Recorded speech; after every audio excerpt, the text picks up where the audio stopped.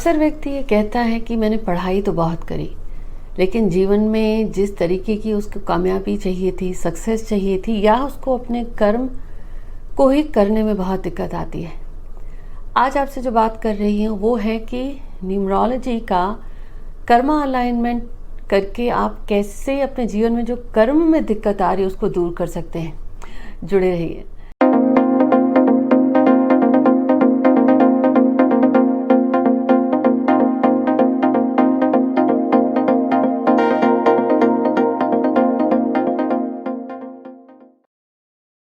Hi everyone, this is Jaya Karamchandani. Welcome to invincible passion talk show, जहां हर हफ्ते आपसे आप ही के अंकों और ग्रहों से जुड़ी हुई हम कुछ बातें करते हैं। आज आपसे बात कर रही हूँ कि कर्म, सीधा साधा शब्द है कर्म। वो जो इस जन्म में आप कर रहे हैं अपने जॉब और करियर या बिजनेस से जुड़कर, आप किसी के साथ में मिलकर कर रहे हैं या इंडिपेंडेंट काम कर रहे हैं, कंसल्टिंग है, एडवाइजरी है, या आपका अपना बिजनेस है या किसी के बिजनेस में जुड़कर आप सपोर्ट कर रहे हैं, वो है आपका कर्म। और कर्म वो भी है कि you are a homemaker. तो ये एक तुरंत आपको अपना थॉट चेंज करना पड़ेगा कि मैं काम नहीं करता या करती क्योंकि I am a home maker और स्टे एट होम मॉम और डैड। कर्म डायरेक्ट और इनडायरेक्ट किसी भी तरीके से आप करते हैं जो आपको जीवन में एक रूटीन है। हाउसवाइफ का घर को देखना एक रूटीन है, उसका कर्म हो गया। एक टीचर का घर के साथ घर के बाहर भी एक रूटीन है। एक गुरु का ज्ञान देना उसका कर्म है, एक रूटीन है। तो जन्म तिथि से आप आज ये समझने की कोशिश करिएगा कि आपको अपने जीवन में दिक्कत कैसे आ रही है। इससे पहले शेयर करूं, जल्दी से सब्सक्राइब करें हमारे चैनल को और जुड़ जाएं इनविंसिबल परिवार से, क्योंकि ये कुछ एनालिसिस करते करते काफ़ी समय से एक रिलेशन देखा मैंने डेट ऑफ बर्थ में। हाँ, एस्ट्रोलॉजी से और कुंडली से देख करके तो आप कहते हैं कि कर्मा अलाइनमेंट। क्या ये कर्मा अलाइनमेंट कोई नई बात है? इसे कृष्णा ने भगवद गीता में बहुत प्यार से, बहुत स्पष्टता से समझाया है। वो जैसे कुंडली नहीं है, या देखना नहीं आता, या इतना टेक्निकलिटी में नहीं जाना चाहता। आज फोकस कर रहे हैं जन्म तिथि पे। क्या बगैर जन्म तिथि के भी आप कर्मा अलाइनमेंट कर सकते हैं? एब्सोल्युटली 100%। पर आज फोकस है जन्म तिथि पे। तो अब आप जिस भी दिन जन्मे हैं, सिर्फ फोकस करूंगी मैं आज जिस दिन आप जन्मे हैं वो दिन क्या है। मान लीजिए कोई व्यक्ति जिसका जन्म हुआ है 8 तारीख को, इस व्यक्ति को अपने जीवन में जो भी दिक्कत आ रही हो, चाहे जॉब में, बिजनेस में काम करता है या काम में इंस्टेबिलिटी रहती है या लाइफ में स्ट्रगल रहता है, उसको अपने कर्म से जुड़ा हुआ। ध्यान दीजिए, मैंने यहाँ शादी की बात नहीं की, किसी और चीज़ की बात नहीं करी। वो कर्म को करने में उसको दिक्कत आती है जो वो चाहता है कि मैंने पढ़ाई तो बहुत करी है, मुझे अपनी पढ़ाई या काबिलियत के अनुसार न तरक्की मिल रही है, न जॉब मिल रहा है, न लाइफ में वो रिकॉग्निशन मिल रहा है। 8 तारीख को जन्म हुआ मान लीजिए किसी व्यक्ति का, और जिस महीने में जन्म हुआ है वो है मई का महीना। आपका इसी तरीके से अपना एक नोटबुक लें, उसमें लिखें कि आपका जन्म जिस दिन को हुआ है। अगर 14 को हुआ है तो जोड़ने से आ जाएगा 5, 12 को हुआ है तो जोड़ने से आ जाएगा 3। सिंगल डिजिट में ले आइए आप वो नंबर। तो आपका जिस दिन भी आगे आइए, उन क्षेत्रों से जुड़कर ही अगर आप काम नहीं कर रहे हैं तो आपको लाइफ में कर्मों में दिक्कत आएगी। बहुत सिंपल सी बात है ये। मान लीजिए अगर आपका जन्मदिन है 1, तो अगर आप डॉक्टर नहीं हैं, मेडिकल इंडस्ट्री से जुड़े हुए नहीं हैं, बिजनेस से जुड़े हुए नहीं हैं, और 1 सूर्य से हम जोड़ते हैं, या अपने फादर की इज्जत नहीं करते हैं, या आप में ईगो बहुत आ गया है, मैंपन बहुत आ गया है, बहुत डिफरेंस है रिस्पेक्ट में और अहंकार में। अगर आप 1 से जुड़े हुए क्षेत्रों में नहीं हैं तो आपको लाइफ में प्रॉब्लम आएगी। अभी जुड़े रहिए, क्योंकि ये भी बता रही हूँ अगर इन क्षेत्रों में नहीं है तो क्या करें। यहीं अगर आपका जन्मदिन 2 आता है तो आप 2 से जुड़े क्षेत्रों में जाइए। 2 को हम चंद्रमा से जोड़ते हैं। अगर आप क्रिएटिव फील्ड से जुड़े नहीं हैं, मूवी इंडस्ट्री से जुड़े नहीं हैं, राइटिंग, क्रिएटिविटी, किसी भी तरीके की फील्ड से जुड़े हुए नहीं, तो आपको दिक्कत आएगी। अब 1 से लेकर 9 अलग अलग क्षेत्र हैं। इस चैनल पर आपको बहुत वीडियोस मिलेंगे कि 1 से जुड़े हुए किन कामों में आपको सक्सेस मिले, 2 से जुड़े कौन से क्षेत्र हैं, 3 से जुड़े कौन से क्षेत्र हैं। पर अभी हम मानते हैं कि आपका डे नंबर है 1 और आप अपने क्षेत्रों से जुड़े नहीं हैं, तब आप क्या करें? जैसे मैंने कहा, आपका पॉलिटिक्स में भी जा सकते हैं, आप मेडिकल लाइन से जा सकते हैं, अपना बिजनेस कर सकते हैं। और अगर आप इन क्षेत्रों से जुड़े नहीं हैं और आपका जॉब नहीं लगता, जॉब लगते लगते छूट जाता है, कुछ दिन होता है फिर चला जाता है, काम में इंस्टेबिलिटी है आपकी बहुत। जिस दिन आप जन्मे हैं और जिस महीने में जन्मे हैं, उन दोनों को जोड़िए। मान लीजिए ये व्यक्ति जिसका जन्म हुआ है 8 तारीख को, उसको अगर अपने लाइफ में कर्म्स में दिक्कत आ रही है, या तो ग्रोथ नहीं हो रही है, जॉब में है लेकिन प्रमोशन नहीं हो रहा, रिकग्निशन नहीं मिल रहा है, और या मन में ही सेटिस्फैक्शन नहीं मिल रहा। 8 को जन्मा व्यक्ति मई के महीने में 5, 8 और 5 को जोड़ा आपको आएगा 13, और 13 को जोड़ने से आ गया 4।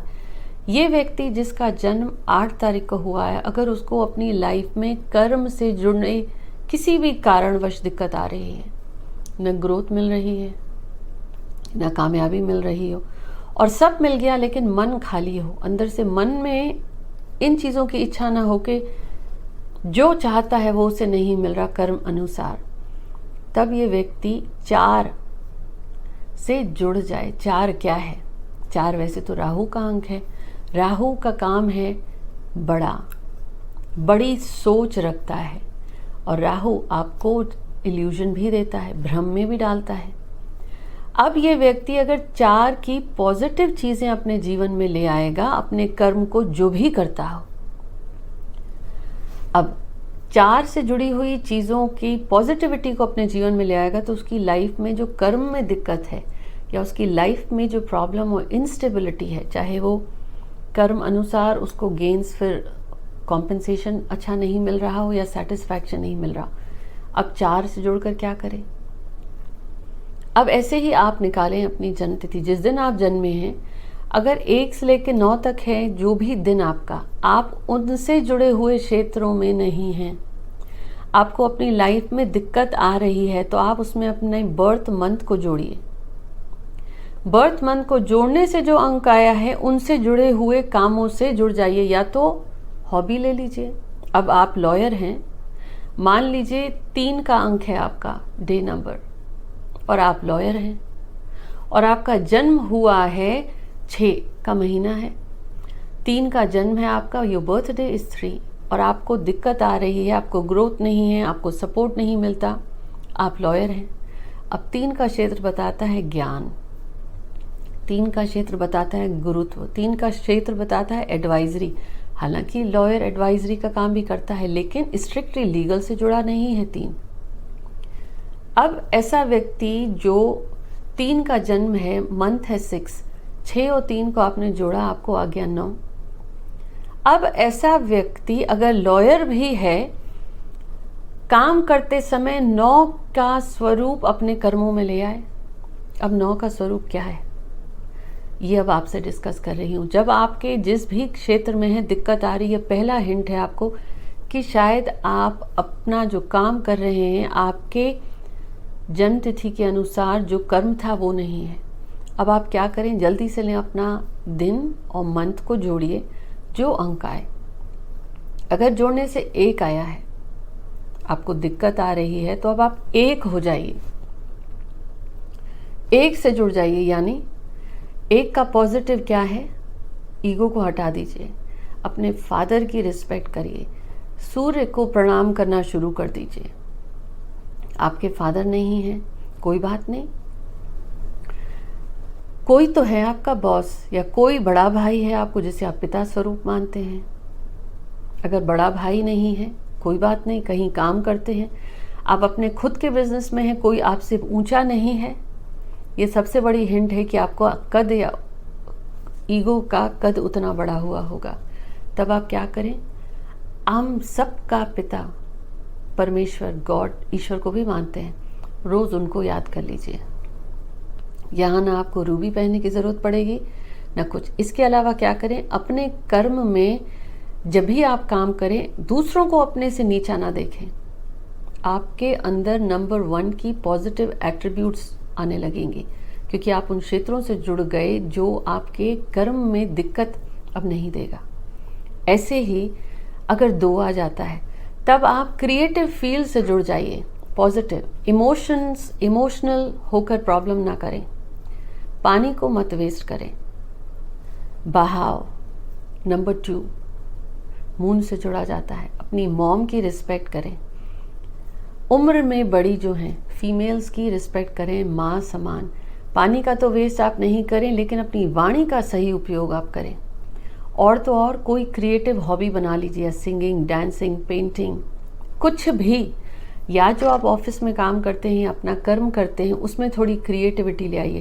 कहते हैं ना, एक सादा सा पेज है, सादे पेज को प्रेजेंट करने की जगह मेक इट लुक प्रेजेंटेबल।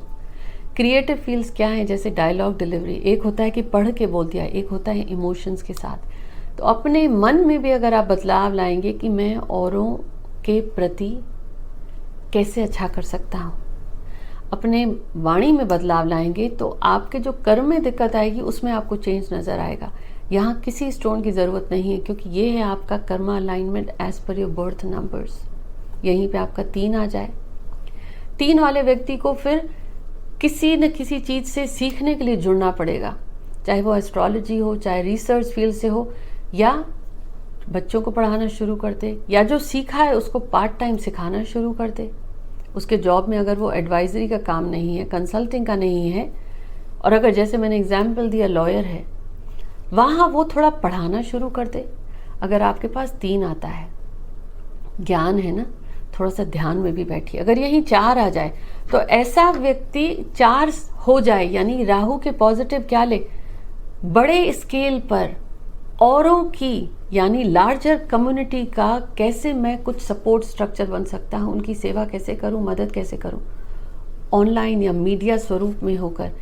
जैसे ये सोशल मीडिया इन्फ्लुएंसर्स होते हैं, कुछ ना कुछ आप फ्री ऑफ कॉस्ट करिए। आप जिस भी जॉब में हैं, अगर आपका मंथ और डे को जोड़ने से 4 आया है, तो आपके कर्म की दिक्कत दूर ऐसे होगी कि आप राहु का पॉजिटिव स्वरूप हो जाइए। बड़े स्केल पर लोगों की मदद करना, मन में बड़कपन लाना, संकीर्ण विचारों को दूर करिए आप। यही 5 आ जाए। 5 वाले व्यक्ति फिर अपनी वाणी को ध्यान दे, कम्युनिकेशन, थोड़ा सा ट्रैवल शुरू कर लीजिए, या छोटा सा साइड में एक बिजनेस शुरू कर लीजिए, और नहीं तो गणपति जी की पूजा करना शुरू कर दीजिए, नहीं तो हरी घास पे वॉक करना शुरू कर दीजिए। यहीं 6 आ जाए। 6 वाले व्यक्ति को साफ सुथरा होना पड़ेगा, घर में व्यवस्थित होना पड़ेगा, रिस्पॉन्सिबिलिटी लेना शुरू करना पड़ेगा, और थोड़ा सा प्रेजेंटेबल होना पड़ेगा, या लक्ष्मी जी को मानना शुरू कर दीजिए। यहीं अगर 7 आ जाए, और ये अंक तब आएगा जब आपने जन्मदिन और मंथ को जोड़ा। 7 आ जाए तो रिसर्च में जुड़ जाइए, एस्ट्रोलॉजी, न्यूमरोलॉजी करने लगिए, योगा या मेडिटेशन से जुड़ जाइए। और वो भी नहीं कर सकते, ज़मीन पे थोड़ी देर रोज़ाना बैठ के अपना काम करिए। अपने बड़ों को, जो आपके एंसेस्टर्स हैं, उनका नाम लेना शुरू कर दीजिए। वो भी नहीं कर सकते तो ज़मीन में पौधे लगाना शुरू करिए, थोड़ा पौधों का ध्यान रखिए। 8 आ जाए। एक नियम बना लीजिए कि मैं 10 बजे सोता हूँ या 11 बजे, या सुबह 5 या 6 बजे उठना है, और एक कैलेंडर बनाना शुरू कर दीजिए कि मेरा क्या क्या काम है और किस समय क्या होता है। डिसिप्लिन में आ जाइए, रूटीन ले आइए। अपना कोई भी पार्ट टाइम, अगर you are stay at home mom और आपको दिक्कत आ रही हो और 8 आ गया हो, तो साइड में एक हॉबी कोई भी ले लीजिए, क्योंकि नियम से आप वहाँ जा रहे हो, या पार्ट टाइम कोई जॉब शुरू कर दीजिए, आपकी लाइफ की दिक्कत दूर होगी। और यहीं अगर 9 आ जाए तो वृद्धाश्रम, ओल्ड एज होम, हॉस्पिटल्स में जाके वॉलंटियर करना शुरू कर दीजिए। अपनी वाणी पे ध्यान दीजिए, कड़वा बोलिए मत, रिस्पॉन्ड मत करिए इमीडिएटली, तीखा खाना थोड़ा कम करिए। आज बात थी हमारी जन्म तिथि के अनुसार। अगर आपको अपने कर्म में दिक्कत आ रही है, सक्सेस नहीं मिल रही है, तो आप उसको अलाइन कैसे करें। जिन चीज़ों से आप अलाइन कर रहे हैं तब आप अलाइन करेंगे, तो फिर आपका अगर दिन है 3 और आप लॉयर हैं, या आपका दिन है 1 और आप कहीं पे एडमिनिस्ट्रेशन में नहीं हैं, पॉलिटिक्स में नहीं हैं, सर्जन डॉक्टर नहीं हैं, लेकिन आपने अलाइन कर लिया, वो काम करने से एज अ हॉबी जो मैंने अभी बताया, आपके कर्म की परेशानियां दूर होने लगेंगी। यही है गीता में भी कि कर्म कर इच्छा मत कर, कर्म कर। और कर्म में तब रिजल्ट नहीं आते जब आप अलाइंड नहीं हो, क्योंकि जब आप कर्म कर रहे हो और इच्छा नहीं कर रहे हो तो आपका केतु पॉजिटिव हो जाता है। जब केतु पॉजिटिव हो जाता है तब आपके कर्म अनुसार आपको रिजल्ट देता है, क्योंकि फिर आपने इच्छा नहीं करी थी। उम्मीद करती हूँ ये एपिसोड आपको पसंद आया। शेयर ज़रूर करें कि इसमें से आपको कौन सी दिक्कत आ रही है, और अगर नहीं आ रही तो क्या आपने अनजाने ही उन क्षेत्रों से जुड़कर काम किया है जो आपको अलाइनमेंट देती हैं। मिलती हूँ आपसे। Take care.